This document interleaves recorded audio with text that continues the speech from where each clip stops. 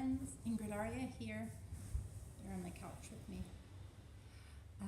Today, I actually was thinking last night I wanted to speak with you about yoga and body image.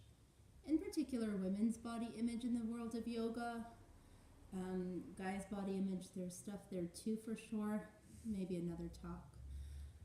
What was I seeing? I don't know. Something on social media, just all these pictures of yogis and what they're supposed to look like. And, when I work with people, most people don't come to me because they want to have the bikini body. They come more to get their bodies more functional, to feel less pain, to move with greater ease, to improve the systems of the body, digestion, respiration, immunity, to sleep better, to reduce anxiety, manage stress, get lifted from depression. Those are really the reasons why people come to work with me. Back pain and back wellness, pelvic floor dysfunction, etc. And sometimes one of what can be seen as a benefit is that you will feel a greater peace within your body after the practice of yoga, in merit of the practice of yoga, and your body will be stronger and more supple and so forth. But, not to knock what people's goals are, because if you're moving to yoga to lose weight or to get yourself looking a certain way, that's your goal, and that's good for you. There's just an awareness we need to really bring in to what are these expectations of what health is, because a healthy body doesn't always look on the outside what we think it would. I myself personally struggled with eating disorders when I was younger, and anyone who has ever suffered from eating disorders knows that's really a first-hand taste of insanity. I mean, real insanity. Your own body becomes a war zone.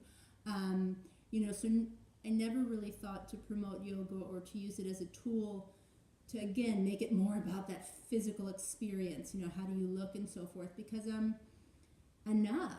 We have enough of that. Yoga needs to bring in balance to the rest of life, and yoga, so much of the world on the outside, there's, especially for women, what do we need to look like? And we're the number one consumers. We're 49% of the world's population, and we're, the number one consumers. We make up much more than half of consumerism. And so much of consumerism is about really feeling like shit about yourself and really looking for things that are supposed to, that claim to make you feel better. But yoga, if you go into traditional yoga studios, not necessarily gym studios or modern studios that might also have other classes like Pilates or other exercise classes, but you go into traditional yoga studio, you don't see mirrors on the wall.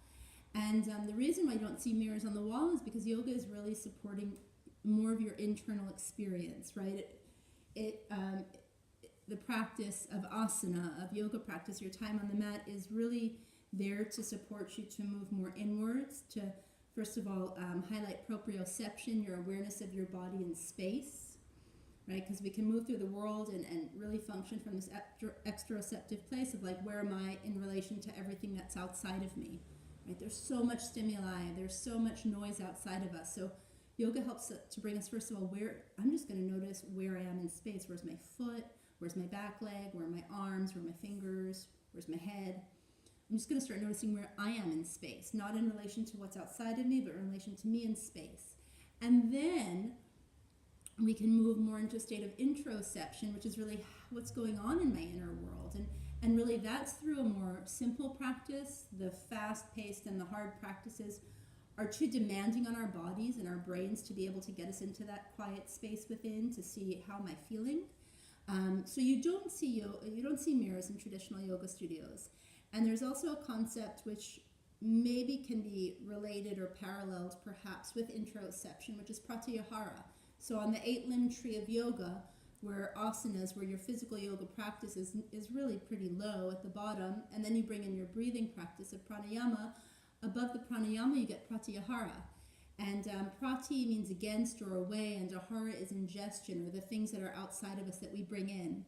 So after, your practice, you're really supporting drawing yourself more inwards, and we can say to be more self-referential, right? To come from a place of you're making decisions not because of social pressure, because of media pressure, because of what everything else is, everyone else is saying or doing, but really from a place of self-governance.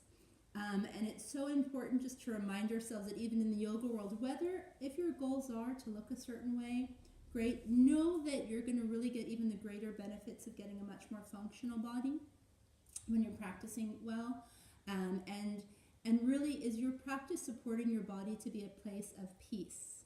Or is it supporting your body and your mind to be in some kind of dissonance, to be in some kind of relationship of like, if only my body would do or be or look like, then my brain can be happy and be at peace. But in this moment as you are, can you support some peace between all parts of you? And if not, it's something to explore. Can you open your yoga practice, your physical time on the mat, to being something that really allows you to just appreciate your body as it is, whether it looks like not how you want it, or you're not as strong or as flexible as you'd like to be, or you're not as patient or whatever. But can you just say, wow, your body is, from birth, it's taking you through this world, and it's doing an incredible job, and it's got your back, and even your habits are so that you might want to move away from, or you might hate, they really came in at one point in time to support you, because that was the best, answer for whatever the situation was. So really, sometimes we need to tune out also with social media. And so if your source of yoga is through online resources, you want to just explore how you can bring your practice in a little bit more to a non-media space, right? To really just being with yourself and tuning off all the visuals outside.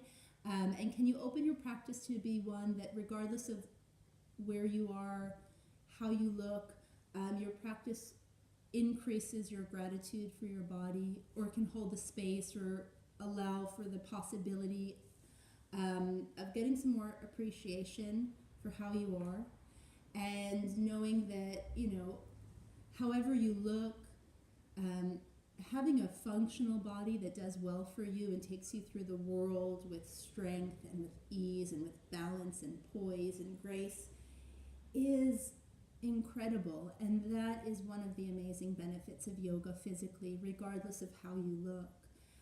So just have some time. It's Hump Wednesday to love up on yourself a little bit more. Feed yourself with positive images. Pratyahara, be aware of what you bring into your world. I mean, in my home, magazines aren't allowed. I just don't even want them, because most of the time I notice, wow, look at magazines. In the end, I just feel like crap about myself. Even if I don't believe what they're telling me, it's hard not to, because I'm seeing 100 images and they have different women, but they all look the same. They're all the same standards of beauty. Even if they're not my standards, by the end of flipping through a magazine, wow, I feel pretty crappy about myself. So being aware, starting to notice what images you're taking in, and maybe starting to treat your home as a little bit more of a sacred place in the outside world. So being even more filtering about what you bring into your home. Bring in images that really support love and gratitude and appreciation, and the rainbow of beauty, especially feminine beauty. Love up on yourself, and let your practice be something that invites more peace into your life, into your world, into your body, into your mind, and then there'll be more peace everywhere else. Have a wonderful day, everyone.